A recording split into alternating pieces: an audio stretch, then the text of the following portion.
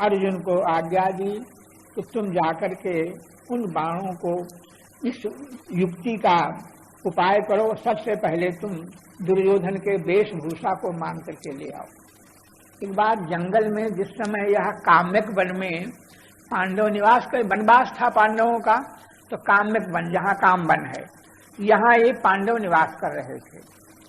और दुर्योधन ने धृतराष्ट्र से आज्ञा लिया कि आपकी आज्ञा हो तो मैं काम्यक वन में जाकर के गौओं की गणना करूं। विचार था कि ये तो जंगल में रह करके कष्ट पा रहे हैं और मैं उनके सामने चल करके कुंड में नहाऊं, चिढ़ाऊं।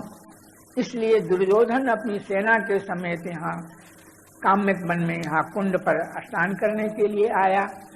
तो वहां पर गंधर्व लोग जो है वह पहले से नहा रहे थे। दुर्योधन को देख करके एक गंधर्व ने दुर्योधन का अपहरण कर लिया। ये पांडवों के भक्तों के द्वेषी हैं, यह विचार करके दुर्योधन का अपहरण करके आकाश में उड़ गया, लेकर चला गया। और सैनिक लोग नहीं छुड़ा सके, भाग करके युधिष्ठिर के पास आए कि आपके भाई को और गंधर्व जो है वह अपहरण करके ले गया, आकाश में उड़ गया। भीमसेन ने कहा ठीक हुआ, अच्छा हुआ, बिना दवा के व्याधि अच्छी हो गई, अच्छा हुआ। लेकिन इस बात को श्री युधिष्ठिर जी महाराज ने स्वीकार नहीं किया। युधिष्ठिर जी ने कहा कि देखो वे 100 हैं और हम लोग 5 हैं, भाई भाई हैं, चचेरे भाई हैं, तो हम अपना भाईपना निभावेंगे।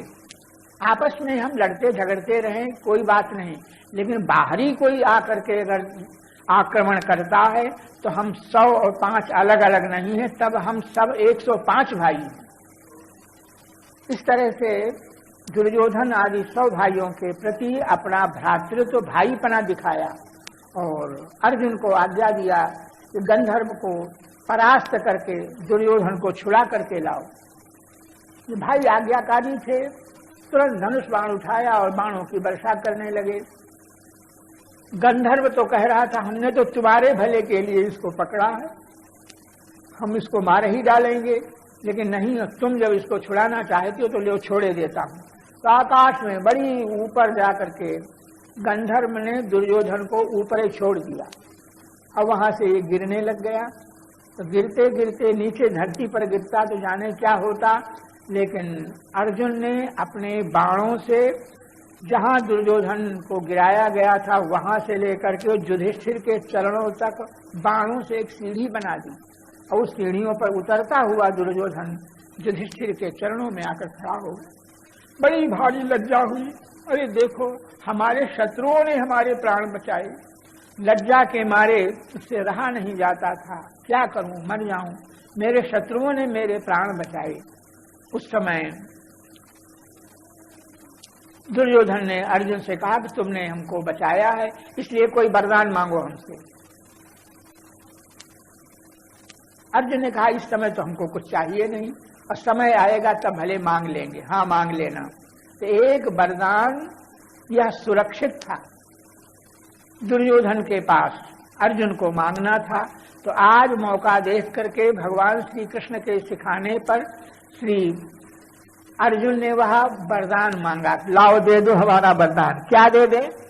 तो अर्जुन ने मांगा कि अपना वेशभूषा, अपनी पोशाक हमको दे दो।